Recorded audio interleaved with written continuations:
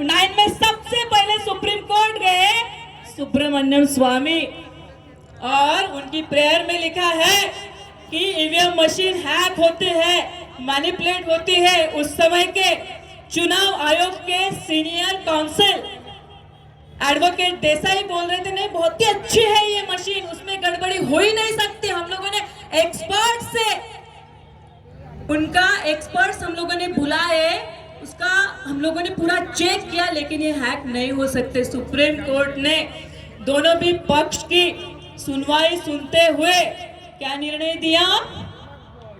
VVPAT. आदरणीय मेश्राम साहब यहाँ बैठे हुए हैं, उनकी भी पिटीशन उस समय पे थी 2013 में, उस एसएलपी पे रिजल्ट दिया और वीवीपैट लगाओ। साथियों वीवीपैट लगाओ तो दिया, लेकिन सुप्रीम कोर्ट के माजी न्यायमूर्ति पीबी सावंत कहते हैं, ऐसा मैं नहीं कहती, पीबी सावंत इस किताब में कहते हैं 2013 के जजमेंट के बारे में कि उस समय वीवीपैट दिया तो चुनाव आयोग ने क्या रीजन दिया कि ठीक है वीवीपैट लगाएंगे, लेकिन इतना पैसा हमारे पास नहीं है तो टप्पे टप्पे से लगाएंगे। तो ये राइट चुनाव आयोग को सुप्रीम कोर्ट ने दिया। फिर पीबी सावंत क्या बोलते हैं, अगर उस समय ये राइट उनको नहीं दिया होता और सुप्रीम कोर्ट ने ऐसे बोला होता कि ठीक है आपके पास व्यवस्था नहीं है ना वीवीपैट की, तो तब तक बैलेट से ही चुनाव रहने दो। तो साथियों आज जो तानाशाही का ये माहौल चल रहा है ना, ये नहीं होता। अभी चुनाव आयोग को जरूरत पड़ रही है ईवीएम के अगेंस्ट में।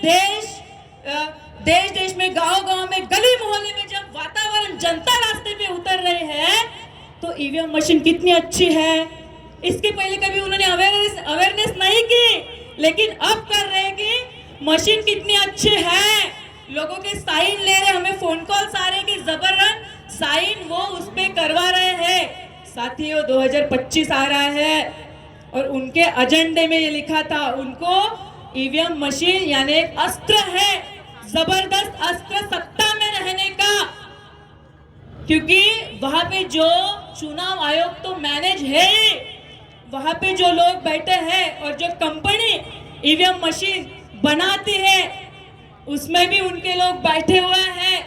अभी कुछ ब्रेकिंग जो एक्सपर्ट्स है, डॉक्टर देशपांडे, उनकी मुलाकात में 2 दिन पहले सुनी सोशल मीडिया पे। वो बराक ओबामा के सीईओ रह चुके सॉफ्टवेयर एक्सपर्ट, वो भी बोल रहे हैं कि वो ऐसे बोले कि हैकिंग तो नहीं हो सकती लेकिन मैनिपुलेट 100% हो सकती है।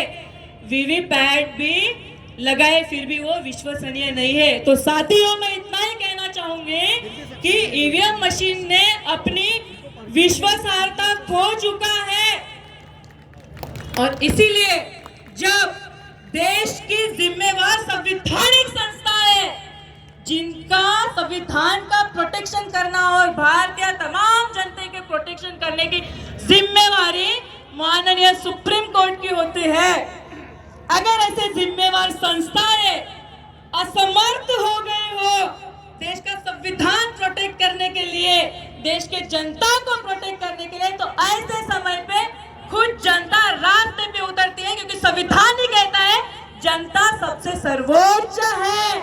और जब कभी ऐसी परिस्थिति है तो जनता ने रास्ते पे आकर अपना देश बचाना चाहिए। लेकिन आप देख रहे हैं साथियों, यहाँ पे राष्ट्र का झंडा नीचे और धर्म का झंडा ऊपर जा रहा है। सभी को अपना अपना धर्म अप्लीकेबल करने की, पालन करने का इंडिविजुअल राइट है, लेकिन वो अपने घर के अंदर, डॉक्टर बाबा साहेब अम्बेडकर कहते हैं, किसी ने सवाल पूछा बाबा साहब को 1930 में कि राष्ट्र सबसे पहले श्रेष्ठ है या धर्म, तो या धर्म पहले श्रेष्ठ है या राष्ट्र।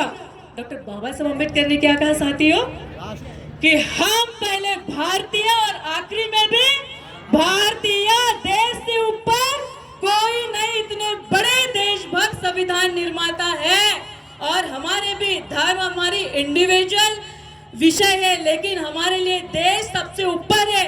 अगर देश पे आज आ जाए तो हम अपनी जान का बलिदान भी देने के लिए तैयार होना चाहिए, क्योंकि ये आजादी की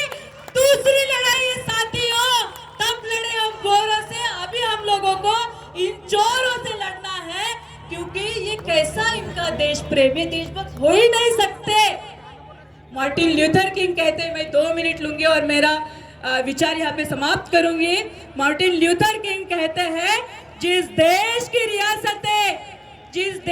रियासतें धार्मिक भावना को जन्म देती है, जिस देश की धार्मिक रियासतें धार्मिक मसलों को जन्म देती है, तो समझो देश को गलत लोग चला रहे हैं। और जो लोग धार्मिक मसले शांत करते हैं, तो समझो देश को सही लोग चला रहे हैं। अब फैसला आप लोगों को करना है साथियों। अपने को ये जो चेहरे दिख रहे हैं, ये दिन रात समर्पण के साथ वो ये देश बचाने में और ईवीएम हटाने में लगे हुए हैं। आप सब लोग साथ दोगे क्या? दोगे कि नहीं? इस आंदोलन में साथ होना हमारे। इतना ही बोलती हूँ। जय भीम, जय भारत, जय संविधान। जय भारत।